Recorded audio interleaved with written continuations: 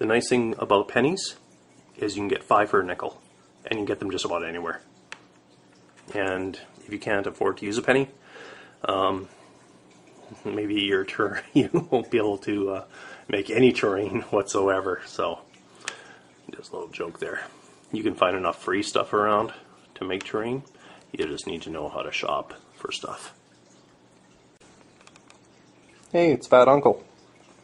Hey, Fat Uncle. Come here. What you doing? Here's my other pet. This is Opie. Here's my hand compared to Opie. Like, he's in the back there, but he's like about 8 inches long.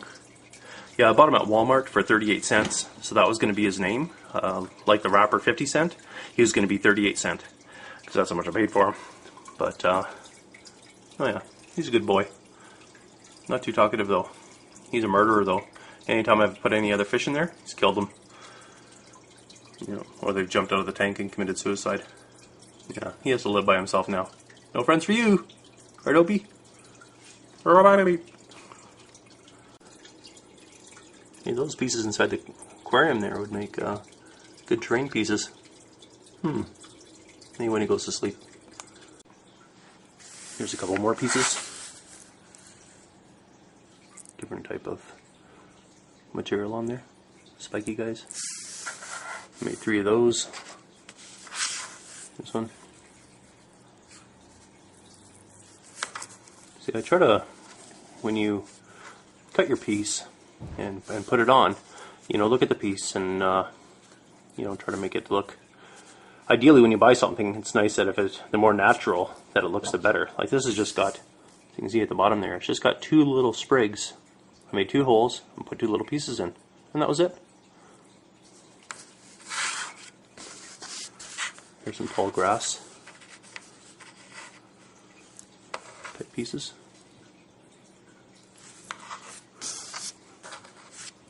And they're all a little bit different. Whoops. Come on, you. Stand there for size.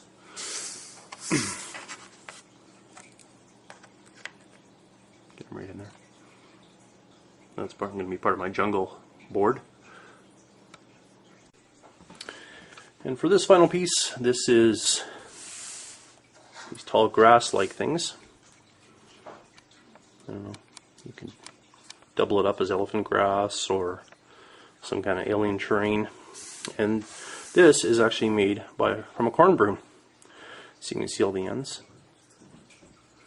See how they're all like frayed and bent. Well, what I did was, so I would cut, you know, a small chunk like this, you know, off of the broom, and then I'd pick out the coolest looking pieces or the more interesting ones. And I just made a hole into the foam, shoved them all in there, hot glued them so they're in, and then finish it up with some flock on the bottom.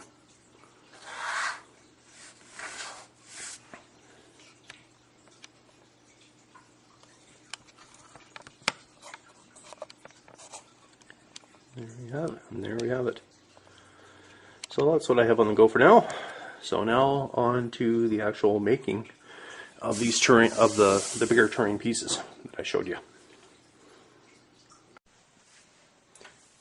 Hey, cool terrain mister here. More of a rant than anything. I thought I'd show you some of the stuff that I found at the dollar store. Package of curlers. You know, you should see the look that I get. You know, when I take this stuff up to the till and I buy this type of stuff. But I thought this would make some interesting terrain pieces.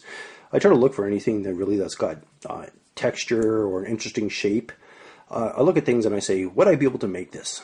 You know, and chances are, you know, it'd be, you know, probably next to impossible to make this, and to keep it uniform and consistent size and that type of thing. So, you know, this thing just clips onto here. You know, I could use it for piping. I'd probably end up standing it up, you know, like in a space station. 14 of these things for $1. You know, you can't really beat that. And sometimes if you see something and it just catches your eye, like it's got an interesting texture, just grab it, you know, because at some point you'll probably use it, and if you don't, you'll regret not grabbing it. And if it looks really cool, you're probably better off just to grab too. So I'm going to start bombing through some of this stuff here. Metal wire. Another pack. Bunch of rolls of floral tape. This would be great for wrapping around wire for making trees. This is a green floral wire. It's actually coated in plastic. Mesh basket. A lot of mesh. That'd be good for decking. This looks like some type of walkway or some, you know, I ended up taking all this stuff apart. Blue bowl. I'm eventually going to be making a crystal table, and I'm going with a blue crystal theme, so I thought I'd get this plastic bowl, and I can probably break up little pieces of this bowl to make it look like crystal. Wood dowels, so I don't know, about a foot long. Use this to make those pokey sticks that stick out of the ground that guys can impale themselves on. Can't remember what you can, or towers, or what have you, light posts even. Stir sticks. These are really, really flat ones. Similarly wood. Some longer dowels, scouring pads for hedges. This is actually a placemat, and I thought this would look really cool. That if you just take, I'll zoom out a bit here. Oops. If you take a single layer like this, I thought this would make like a great suspension bridge, just like that, or walkway, or you can use it as a, you know, fence. So here's those lizards that I was telling you about, and with some foliage that I made, and got a couple guys down here. I think that's gonna be part of my jungle theme. But like these lizards, you know, I picked them up. You know, I picked them up for like $1. You know, they're already painted. You know, I could have one on either side of a temple door. You know, like I said, and just look at things and get inspired from what you see. Here's a couple. Since I've kind of brought this stuff out, I might as well show you some of the stuff that I made. So on here I put a penny on the bottom, and then I took a piece of polystyrene foam, glued it on there, painted brown, dry brushed it with a lighter brown, glued on a little bit of flock, and then I went to, there's a place called, it's in Canada called the Silk Warehouse, and you can get all these cool, interesting plants or whatever, so I just buy those fake silk plants, hack them up, and glue them onto my terrain. So with the penny, it adds a little bit of weight. They're a little bit tippy, so I think next time I want to get like a poker chip and glue them onto a poker chip. You know, so like I said, I got all these. You know, this is from the same store. Nice piece.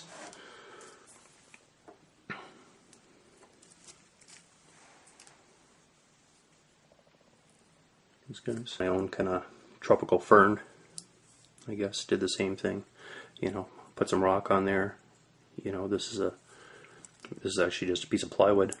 You know, shaped it down, cut it to shape, angled it, and if you can see down in here, that's a natural. All that little detail in there, that is a natural break point.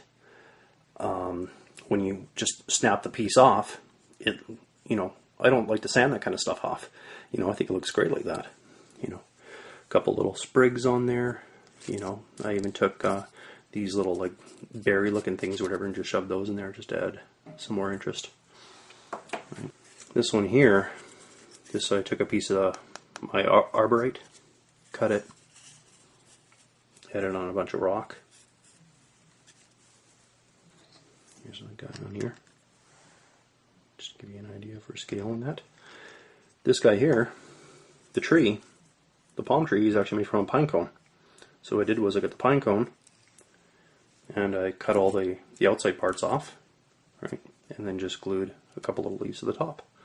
I look online, and you know, I actually like to go onto Google and do a search under images and type in palm trees, and what I'll do is I'll just give you pictures of palm trees. Usually, you know, you end up with all kinds of weird stuff though, and then once I download those, and then once I get a gallery of palm trees, then I use those for inspiration. Hey, this is Cool Terrain Mister, And I thought I'd give you a tour around, I don't know, do you want to call it the studio, whatever, my work area where I put all my terrain stuff together, where I keep everything, and the way that I organize it. You probably get some inspiration by some of the stuff that I have, or if you don't know how to organize your stuff or keep it in somewhat logical order, you're getting in trouble all the time. I'll give you some pointers on how I store my stuff and how I keep it. Alright, so this is how I store some of my stuff. These first pieces here, this is the large flat things. Like if I use drywall, my foam core, board, cardboard, rigid pink foam insulation, anything like that I don't want to have standing up that may just end up curling on me, I like to lay it flat. So I just got it on the floor right now, but if you don't have a lot of room, you can always put it under a bed.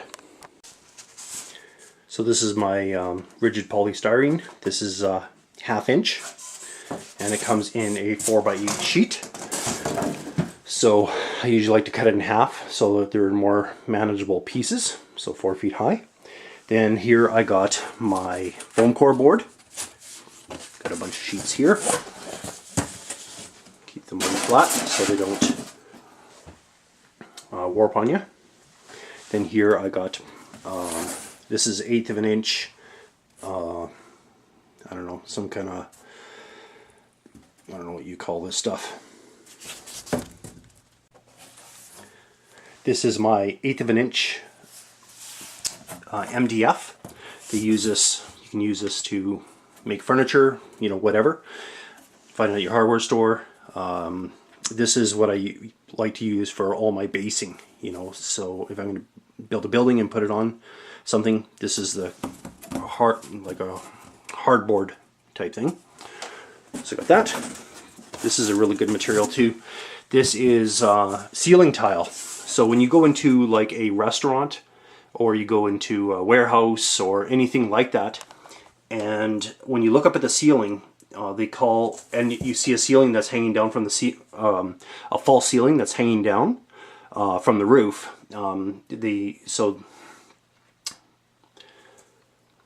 This is acoustic ceiling tile, and what this is,